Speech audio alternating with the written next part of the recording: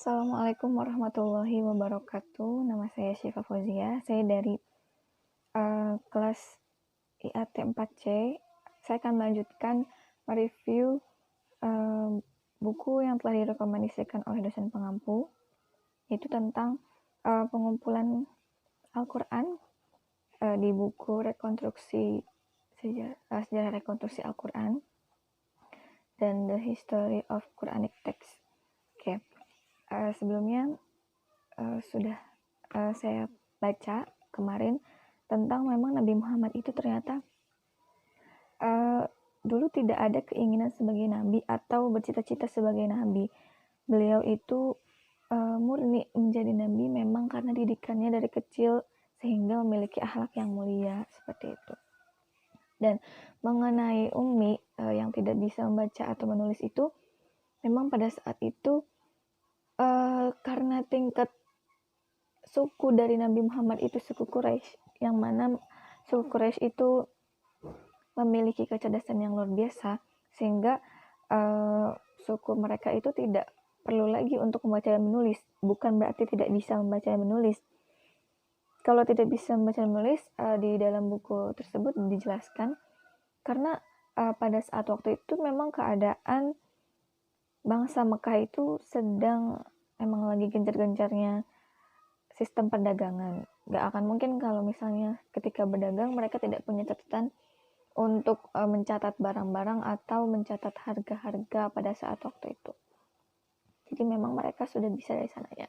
Dan tercatat juga memang sangat minimum sekali para laki-laki yang bisa membaca dan menulis. Dikatakan di buku tersebut ada kurang lebih 17 laki-laki yang bisa membaca dan menulis gitu. Tapi bukan berarti Nabi Muhammad tidak bisa membaca dan menulis. Cuma ketika mendapatkan wahyu, Nabi Muhammad itu tidak butuh untuk membaca atau menulis, karena wahyu yang diturunkan kepada Nabi Muhammad itu secara lisan pun Nabi Muhammad bisa langsung mencerna seperti itu. Kemudian disampaikan juga kepada para sahabat sama seperti itu. Jadi proses untuk penyampaian wahyu itu tidak berbentuk tulisan pada saat itu. Nah, barulah ketika Rasulullah itu wafat, baru ada keinginan untuk bisa mengumpulkan Al-Quran, mengumpulkan mushaf-mushaf. Karena diceritakan mushaf tersebut itu turun masih berantakan gitu ya. Ada yang di pelepah kurma, ada yang di batu, ada yang di daun-daun seperti itu. Nah, di sisi lain para penghafal Quran waktu itu memang sudah minimum sekali, sudah banyak yang meninggal, sehingga para sahabat itu khawatir kalau Al-Quran itu akan hilang. Jadi ada proses pengumpulan mushaf pada waktu itu.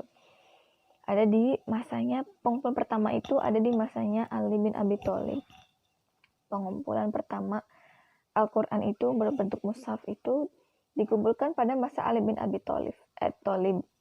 Ya, ada yang bilang pertama itu ada yang mengumpulkan 15 mushaf. Setelah tadwin 13 mushaf seperti itu. Nah, ketika ada riwayat yang mengatakan seperti ini, memang sebetulnya tidak konkret benar bahwa pengumpulan pertama itu diadakan ketika zamannya Ali bin Abi Thalib. Karena kita tahu pengumpulan yang memang benar-benar real itu ada di zamannya Abu Bakar. Kemudian disempurnakan di zamannya Utsman. Seperti itu. Hingga sampai sekarang Al-Quran itu memang banyak penyempurna hingga bisa kita nikmati sampai saat sekarang ini. Gitu. Karena ketika zamannya Ali bin Abi Thalib itu berupa mushaf, masih berupa mushaf. Kemudian di masanya pertama di masanya Abu Bakar gitu ya. Di masanya Abu Bakar memang barulah pengumpulan gitu ya, pengumpulan mushaf-mushaf itu pun dapat rekomendasi dari Umar, bahwa Umar itu mendesak Abu Bakar untuk segera mengumpulkan Al-Quran, menulis Al-Quran gitu.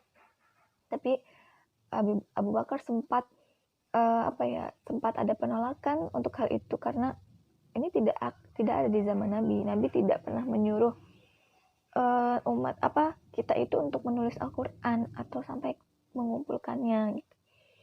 Tapi ada alasan lain mengenai minta pendapat ini.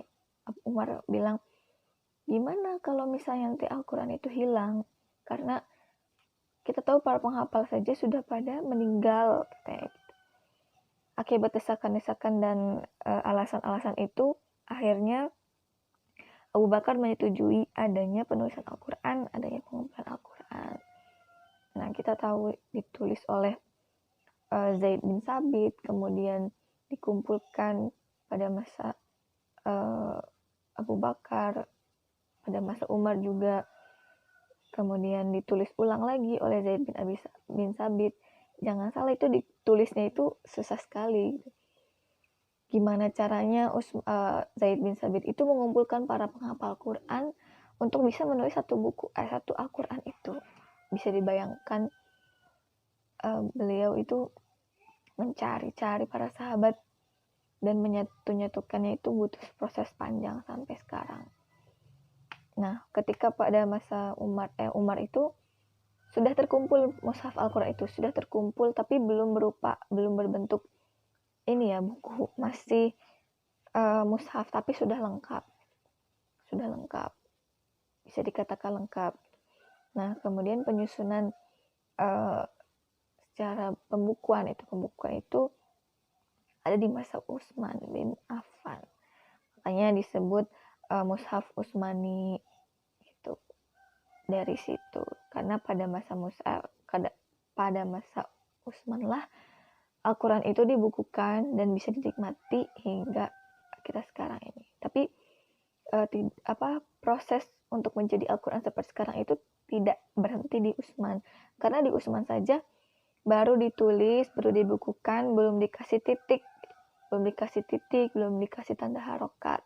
Adanya harokat, adanya titik itu seiring berjalannya waktu. Bisa dibayangkan dulu itu banyak sekali perbedaan pendapat untuk membaca Al-Quran. Kita nggak tahu itu huruf Qaf atau huruf Fa atau huruf Waw. Sampai kita bisa menikmati sekarang itu memang itu prosesnya panjang sekali gitu ya. Dan terlepas dari perdebatan yang bisa memecahkan umat Islam itu. Maka dari itu muncullah nanti ilmu kiroat. Ilmu kiroat itu ilmu rasam gitu, rasam Utsmani, makanya rasam itu banyak. Yang itu sebagai media menjembatani asal mula Al-Quran itu bisa dikasih titik dan harokat seperti itu. Mungkin itu saja yang dapat saya sampaikan, kurang lebihnya mohon maaf. Billahi hidayah wa taufik. Wassalamualaikum warahmatullahi wabarakatuh.